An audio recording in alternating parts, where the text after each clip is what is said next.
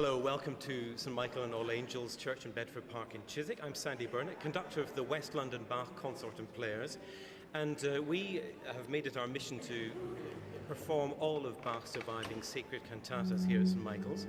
It's a process that began back in 1997 at a different church, and it's scheduled to end in December 2010. This is just a little break in rehearsals for me to tell you a little bit more about the project, whether you're new to the project or whether you've come along regularly, just about what the music is about and how we seek to bring it alive here at St Michael's. I grew to love and get to know Bach's music by playing it rather than singing it. I was a violinist and a piano player by original training. And I suspect I'm not alone in starting off by thinking that Bach was someone who's primarily a composer of instrumental music. But actually, if you take the organ music to one side, the actual instrumental music that Bach wrote that survives only amounts to something like 5% of his total output. The vast majority of his music that he wrote was sacred music for the church, and the majority of that were the cantatas that Bach wrote for the Sunday morning and feast day services in Leipzig, where he was Thomas Cantor.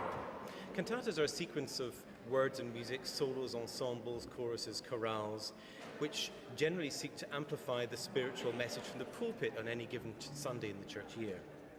Bach was a Lutheran, and the thing about Martin Luther himself, who lived 2 centuries before Bach, is that he strongly believed in music. He thought that music was a gift from God, and he actively went about integrating music into the common understanding of theology.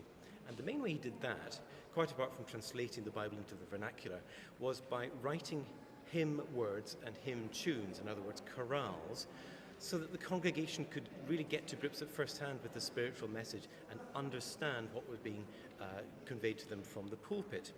So the chorales that Martin Luther wrote and the others wrote in his, following his example, are, to my mind, the very essence of the cantatas. The cantatas contain all sorts of elaborate music for instrumentalists and singers, but very often at the end of them you have these chorales which are much simpler in musical style, and even though the congregation may not have been expected to sing them, I think they're very much a way where the congregation would be able to identify with the core message of what the cantata was all about. So the chorales were a way of the congregation really being involved with the end of the cantata, a very straightforward, simple and easy to understand musical message after the complexities really which often come before. Now, it is rather strange, I think, to our minds to walk into a church and have an elaborate musical setting like this taking place as part of the normal Sunday morning service, but you have to remember that Lutherans were quite used to that kind of thing. There had been a tradition of fairly elaborate settings of the gospel of the day right through the 17th centuries. But when Bach was a young man, a revolutionary new Lutheran figure came along, and he was a Hamburg pastor by the name of Erdmann Neumeister. And what he did is he took the gospel of the day and paraphrased it into arias, and the message behind it into arias and recitatives, taking a leaf out of the book of opera. And he in fact said that his cantata text should resemble a piece from an opera.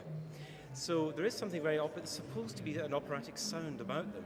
The difference here is that the cantatas went hand in hand with the sermon from the pulpit. The cantatas would end and the sermon from the pulpit would begin on any given Sunday morning. So the two things are very closely interrelated. As for us here at St Michael's, well, Ruth Ridley, our cellist and co-founder of the project back in 1987, along with her late husband Adrian, schedules generally 2 cantatas every month, 7 months in the year. One cantata fits its place in the church year, and the second cantata goes along with the scoring, more or less, of the first. We have performed these cantatas 1-2 apart. We have also performed them on paired instruments. There are very strong arguments in favour of performing these cantatas 1-2 apart. They've been advanced by Joshua Rifkin, Andrew Parrott and others. But to us, and I go along with them as well, but to me, the role of the choir is very important in our project. It's a small choir, and I think the congregation can identify with the music more strongly if there is a small choir singing, if you like, on behalf of them. It reflects the community aspect of the cantatas. Now, all these singers, all the cantata performers behind me will tell you that Bach's music is incredibly complex, rather unforgiving. There's nowhere to breathe. It's very complex to play. But that is not the half of it. The most important thing about Bach's music in these cantatas is to really get behind the notes and work out what it is that Bach is trying to communicate in the music. This is not abstract music in a way that you could perhaps regard one of the preludes and fugues from the 48 as music, pure music. This is music at the service directly of God and directly of the Sunday morning spiritual message. And it's made harder for us in 21st century London in two ways. One way is the fact that it's all in German, of course, and we're not all completely bilingual in German, either as performers or in the audience. And the second thing is that we don't really have the same thorough grounding in the Bible, its stories and its imagery as the congregation would have had in 1720s Leipzig. So we have to try all the harder to bring alive the meaning of the arias and the choruses. Bach does help us, though, in bringing these movements alive by often using very strong musical imagery to reinforce and amplify the message in the text. And in this cantata that we're performing today, BWV 85, Ich bin ein guter Hirt, there's a very good example in the tenor aria, which describes how Christ keeps his own believers tightly closed in good keeping. There's an instrumental introduction, ritornello as it's called, which is a kind of circular musical motif which ends on exactly the same note as it begins, a low G. And what Bach, it seems to me, is saying here, it's saying that Christ will surround you in a sort of musical bear hug, a sort of musical embrace. He will hold you tight in the same way that this musical figure in unison violins and violas do to the ear during this tenor aria.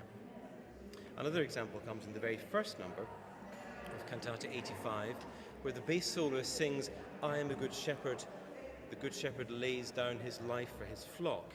And the poignant instrumental accompaniment to the bass singing and the poignant nature of the bass singing itself is a reminder that later in his life, those words came from the book of the Gospel of John, later in his life, Jesus would himself lay down his own life on our behalf. So it's a very poignant reminder of what the aria is all about. All our performers here give their services for free. The retiring collection, in almost all cases, goes directly to the upper room, Bruce Marquardt's local charity, which feeds the homeless and needy here in West London. So we're very proud to be partners of Bruce's charity. So whether you're new to this project or whether you come along regularly to these Bach concerts, I hope that's been of some use to you. I have to turn around and rehearse now, so I hope to see you at these concerts in some time in the future very soon.